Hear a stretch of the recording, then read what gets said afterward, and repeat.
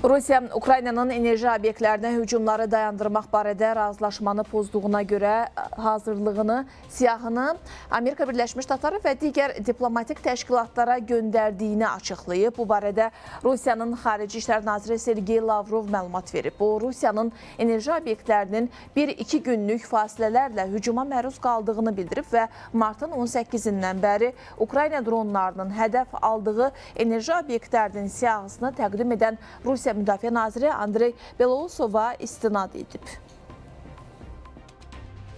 Biz Prezident Trumpla əldə edilən bu razılaşmaya 100% sadiqik. Rusiya Təhlükəsizlik Şurasının iclasında Andrey Belousovun qeyd etdiyi pozuntuların siyahısını ABŞ-nin Milli Təhlükəsizlik Müşaviri Mike Waltz-a təqdim etdik. Mən bu siyahını həmçinin ABŞ dövlət katibi Marco Rubio'ya, eləcə də BMT və ATƏT-dəki nümayəndələrimizə göndərdim ki, onlar konkret faktlardan istifadə edərək hazırki Ukrayna hökumətinin sözünün nə dərəcədə etibarlı olduğunu, əgər buna hökumət demək olarsa, işlərində göstərsinlər.